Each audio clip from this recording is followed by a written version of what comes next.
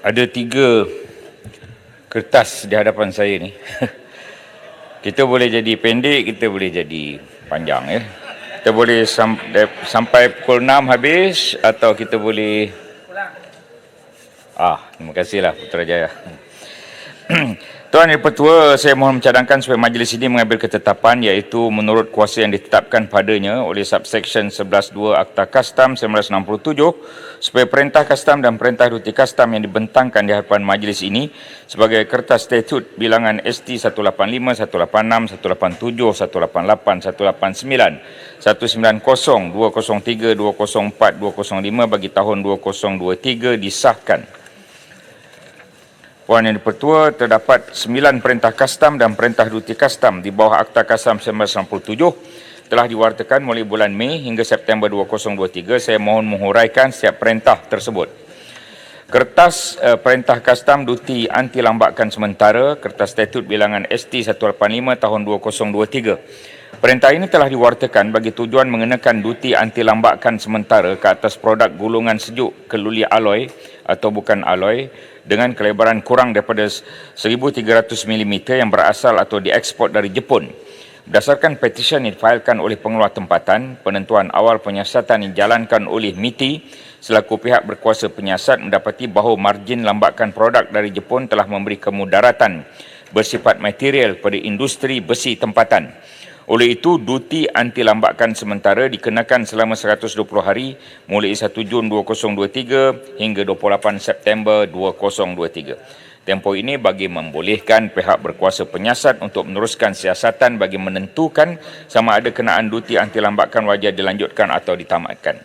Yang kedua, perintah ini telah diwartakan bagi tujuan meminda perintah kastam duti anti lambakan nombor 3 2020 yang mengenakan duti anti lambakan ke atas produk gulungan rata keluli bukan alloy disadur dan disalut aluminium dan zinc yang berasal atau diekspor dari China, Korea dan Vietnam.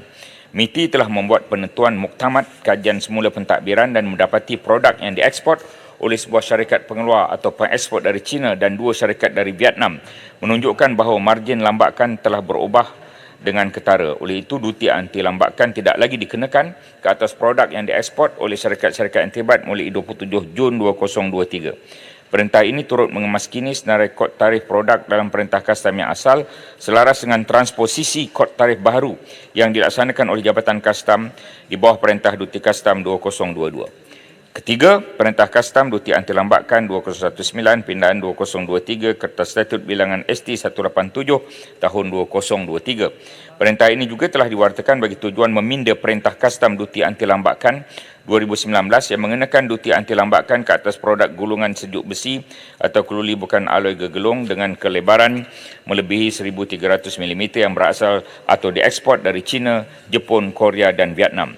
Penentuan muktamad kajian semula pentadbiran mendapati produk yang diekspor dari Korea dan Vietnam menunjukkan bahawa margin lambakan telah berubah secara ketara. Oleh itu, produk yang diekspor dari kedua-dua negara tersebut tidak lagi dikenakan duti anti lambakan mulai 27 Jun 2023. 4. Perintah kastam duti anti lambakan kajian semula pentadbiran 2021 pindahan 2023. Perintah ini diwartakan bagi tujuan meminda perintah kastam duti anti lambakan kajian semula pentadbiran nombor 3 2021 yang mengenakan duti anti lambakan ke atas produk gulungan sejuk keluli alloy dan bukan alloy gegelung yang punya ketebalan antara 0.20 mm hingga 2.60 mm dan kelebaran antara 700 mm hingga 1300 mm yang berasal atau diekspor dari China, Korea dan Vietnam.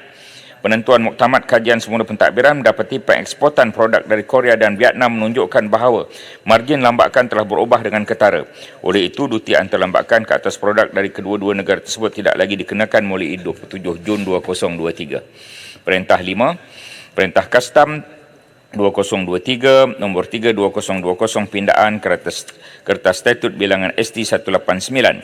Perintah ini telah diwartakan bagi meminda perintah kastam duti anti lambakan nombor 3 2020 yang mengenakan duti anti lambakan ke atas produk gulungan rata keluli bukan alloy yang disadur atau disalut aluminium dan zinc yang berasal atau diekspor dari China, Korea dan Vietnam. Pindaan yang dibuat adalah untuk tidak mengenakan duti anti lambakan ke atas produk yang berasal atau diekspor oleh sebuah syarikat pengeluar atau pengekspor dari China dan 4 syarikat dari Vietnam. Ini susulan syarikat-syarikat tersebut telah memfailkan permohonan semakan kehakiman kepada Mahkamah Tinggi Kuala Lumpur dan pihak mahkamah telah memutuskan bahawa keputusan kerajaan Malaysia mengenakan duti anti lambakan ke atas import produk yang terlibat adalah dibatalkan. Perkara 6, Perintah Kastam Kertas Statut Bilangan ST 190 tahun 2023. Perintah ini diwartakan bagi tujuan mengenakan duti anti lambakan ke atas produk keluli tahan karat, golongan sejuk dalam bentuk gegelung, kepingan atau apa bentuk lain dengan ketebalan antara 0.3 mm hingga 6.5 mm dan kelebaran tidak melebihi 1,600 mm yang berasal atau diekspor dari China, Korea, Chinese Taipei dan Thailand. Berdasarkan permohonan kajian semula pentadbiran oleh syarikat pengeluar tunggal produk berkenaan di Malaysia, MITI telah membuat kajian semula pentadbiran yang mendapati bahawa penambatan duti anti lambakan berkemungkinan menyebabkan lambakan dan kemudaratan yang berterusan atau berulang kepada industri tempatan. Sehubungan itu, pengenaan duti anti lambakan diteruskan bagi tempoh 5 tahun lagi, melainkan import produk daripada syarikat pengeluar atau pengekspor dari Korea dan Chinese Taipei seperti nyatakan dalam perintah tersebut. 7, ada 2 lagi. Perintah Kastam Duti Anti Lambakan 2023, perintah ini diwartakan bagi tujuan mengenakan duti anti lambakan ke atas produk gulungan sejuk keluli alloy atau bukan alloy gegelung yang punya ketebalan antara 0.20 mm hingga 2.60 mm dan kelebaran antara 700 mm hingga 1300 mm yang berasal atau diekspor dari Jepun. Melalui Kertas Statut Bilangan ST 185 yang saya jelaskan awal tadi, produk ini telah dikenakan duti anti lambakan sementara sehingga 28 September 2023. Selepas kajian semula pentadbiran dijalankan oleh MITI, didapati produk tersebut menunjukkan margin lambakan yang memberi kemudaratan bersifat material kepada industri besi tempatan. Oleh itu, duti anti lambakan akan terus dikenakan bagi tempoh 5 tahun, melainkan produk daripada syarikat pengeluar atau pengekspor yang nyatakan dalam perintah berkenaan. 8. Perintah Duti Kastam Kertas Statut Bilangan ST 204 tahun 2023. Perintah ini telah diwartakan bagi menetapkan kadar duti import bagi barang-barang yang berasal dari negara-negara anggota D8 dan diimport ke dalam Malaysia. Selain Malaysia, negara anggota D8 adalah terdiri pada Bangladesh, Indonesia, Iran, Mesir, Nigeria, Pakistan dan Turki. Pewartaan perintah ini adalah susulan keputusan Third Customs Official Meeting of the D8 Preferential Tariff Agreement pada 24 Mei 2022 yang bersetuju supaya negara-negara anggota D8 melaksanakan transposisi jadual komitmen barangan daripada struktur tarif di bawah HS 2012 kepada HS 2022. Sehubungan itu, perintah ini telah diwartakan bagi mengemaskini kod tarif dalam jadual komitmen barangan mengikut struktur baharu di bawah Perintah Duti Kastam 2022 mulai 1 Oktober 2023. 9. Perintah Duti Kastam yang akhir, barang-barang di bawah perjanjian rangka kerja sistem keutamaan perdagangan di kalangan negara-negara anggota Pertubuhan Kerjasama Islam, Kertas Statut Bilangan ST 205 tahun 2023. Pewartaan perintah ini adalah selaras dengan keputusan Sidang Menteri ke-37 dengan izin Standing Committee for Economics and Commercial Cooperation of the Organisation of the Islamic Cooperation, OIC, pada tahun 2021 yang mana Malaysia perlu mematuhi Offer List Trade Preferential System among the OIC Member States Harmonized System dengan izin dan melaksanakan potongan tarif bagi barangan yang berkaitan di bawah perjanjian rangka kerja sistem keutamaan perdagangan di kalangan negara anggota OIC. Sehubungan itu, perintah ini diwartakan untuk menetapkan kadar duti import bagi barang-barang yang berasal dari negara anggota dan diimport ke Malaysia di samping melaksanakan potongan tarif bagi barangan berkaitan mulai tahun 2024 hingga tahun 2026. Tuan Yang Dipertua, saya mohon mencadangkan, jika tidak ada apa-apa perbahasan, maka kita boleh selesai dengan cepat. Ada sesiapa yang menyokong? Tuan Yang Dipertua, saya mohon menyokong. Ahli-ahli yang berhormat, masalah sekarang ini terbuka untuk dibahas. Tiada orang nak bahas, jadi pun tak perlu jawapan ya. Ahli-ahli yang berhormat, sekarang saya kemukakan masalah kepada majlis bagi diputuskan. Masalahnya ialah bahawa usul seperti yang tertera dalam aturan urusan mesyuarat dan usul-usul hari ini di nombor 4 hendaklah disetujukan. Ahli-ahli yang berhormat, yang bersetuju kata bersetuju. Yang tidak bersetuju kata tidak. Lebih suara yang bersetuju. Usul disetujukan. Yang Berhormat Menteri Kewangan akan mencadangkan usul penutupan kumpulan wang COVID-19.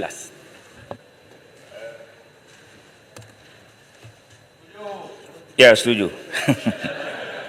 Baca dulu. Tuan Yang Dipertua, Puan Yang Dipertua, saya mohon mencadangkan supaya majlis ini mengambil ketetapan supaya kumpulan wang COVID-19 ditutup berdasarkan peruntukan di bawah Seksyen 8 Akta Langkah-Langkah Sementara bagi Pembiayaan Kerajaan Penyakit Coronavirus 2019 COVID-19 2020 dan selaras dengan Seksyen 10/4A Akta Tata Cara Keuangan 1957, jadual kedua akta berkenaan dipinda dengan memotong butiran sedia ada kumpulan wang COVID-19. Kena ada dia punya teks sikit.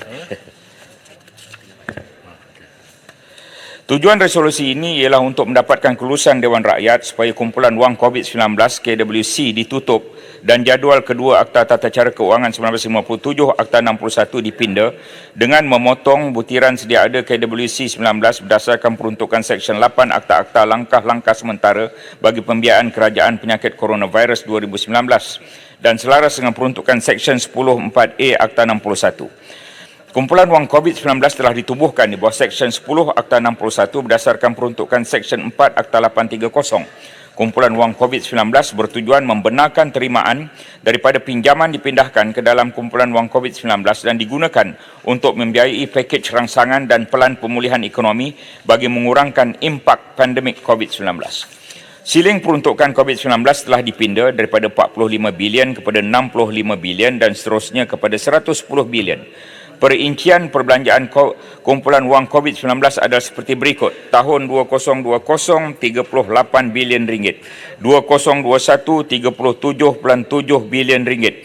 2022, 31 bilion ringgit. Jumlah 106.7 bilion ringgit atau perbelanjaan 97% dari siling 110 bilion ringgit. Selain itu, berikutan keperluan untuk meningkatkan siling peruntukan KWC 19 ini, menerusi subseksyen 31 Akta 830, kerajaan meningkatkan had statutori hutang di bawah Akta Pinjaman Tempatan 1959 dan Akta Pendanaan Kerajaan 1983 daripada 55% daripada KDNK kepada 60% pada tahun 2020 dan seterusnya pada 65% pada 2021. Semuanya telah berlalu. Akta 830 telah ditamatkan pada 31 Disember 2022 selaras dengan subseksyen 12 Akta 830. Dalam hal ini, subseksyen 81 membenarkan kumpulan wang COVID-19 untuk membuat pembayaran sehingga 6 bulan selepas Akta 830 tamat, iaitu sehingga 30 Jun 2023. Walau bagaimanapun, Jabatan Akauntan Negara Malaysia telah mengesahkan bahawa tiada lagi transaksi pembayaran di bawah kumpulan wang COVID-19 selepas 15 Februari 2023.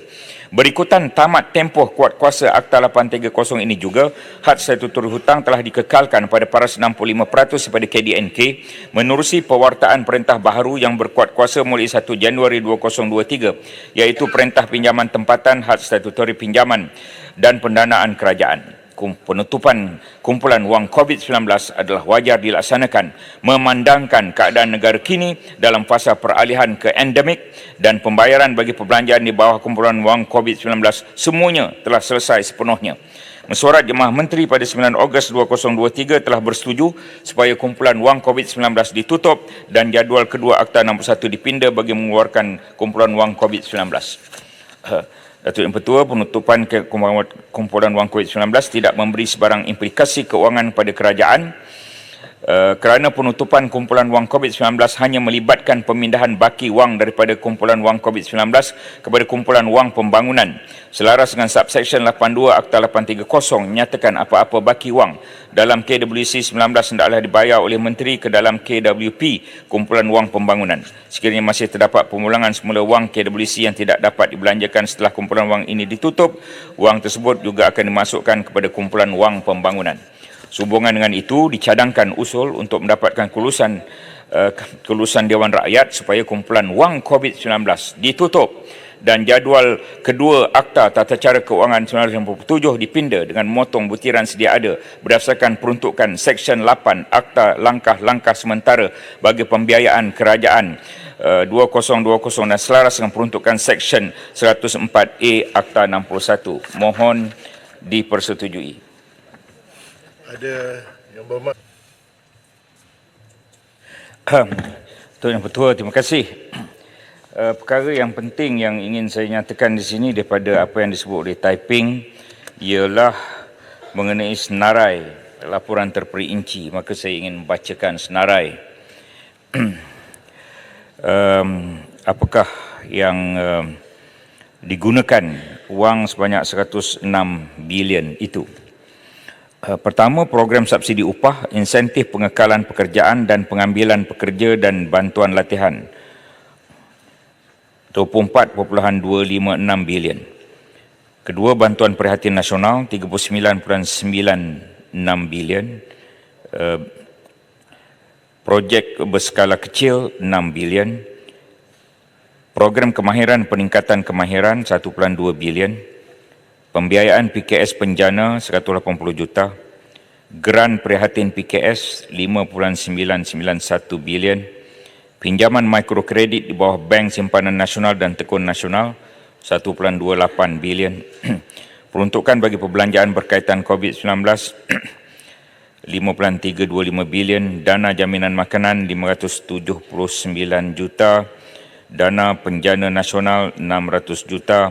Penjana 714 juta, diskaun bil elektrik 6.543 bilion, bantuan khas untuk pelajar institusi pengajian tinggi 225 juta, pembiayaan mudah Bumi Putra 200 juta, subsidi pengangkutan awam Mai 30 291 juta, bantuan khas untuk pemandu teksi, pemandu bas sekolah, pemandu bas pelancong, pengayuh beca, pemandu e-hailing 167 juta, sokongan bantuan sosial untuk golongan mudah terjejas 11.9 bilion, geran otomasi pintar 404 juta, pinjaman mudah di bawah My Creative Venture 63 juta, pelindungan sosial dan latihan untuk pekerja ekonomi gig 31 juta, kempen e-dagang bagi PKS dan perusahaan mikro 263 juta, Shop Malaysia Online bagi perbelanjaan dalam talian 142 juta, sokongan penjagaan kesihatan peka B40 50 juta, geran bagi pusat penjagaan kanak-kanak dan tadika 63 juta,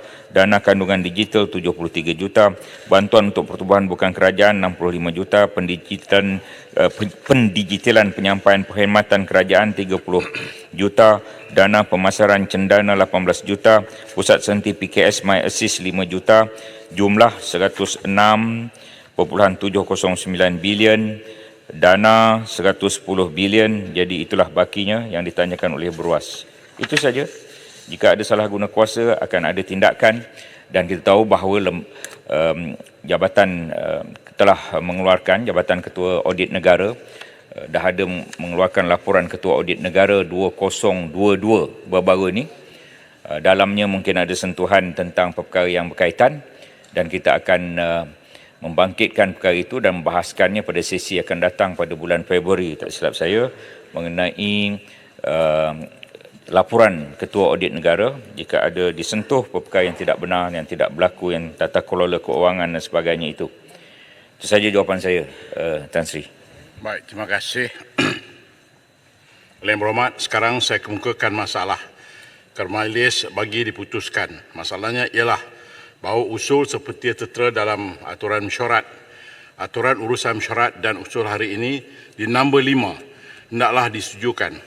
Ahli yang berhormat, yang bersetuju kata bersetuju, yang tidak setuju kata tidak, lebih suara bersetuju. Usul disetujukan. Yang berhormat, Menteri Kewangan akan mencadangkan usul pemindahan wang terimaan terbitan Pelaburan Kerajaan Malaysia MGII ke kumpulan wang pembangunan. Silakan. Tan Sri Yang Dipertua, saya memohon mencadangkan bahawa mengikut peruntukan perenggan 4B Akta Pendanaan Kerajaan 1983 Akta 275, agar majlis ini mengambil ketetapan supaya kerajaan memindahkan sebanyak 21,000 juta ringgit atau 21.0 bilion di bawah subsection 3 dalam kurungan 1 akta yang sama, iaitu baki wang terimaan terbitan Pelaburan Kerajaan Malaysia dengan izin Malaysian Government Investment Issue MGII bagi tempoh Jun hingga November tahun 2023 ke kumpulan wang pembangunan. Tan Sri Yang Dipertua, saya memohon untuk membentangkan satu resolusi terbitan ketetapan pindahan wang terbitan Pelaburan Kerajaan Malaysia dengan izin MGII Malaysian Government Investment Issue ke kumpulan wang pembangunan mengikut keperluan subsection 4B Akta Pendanaan Kerajaan 1983 Akta 275.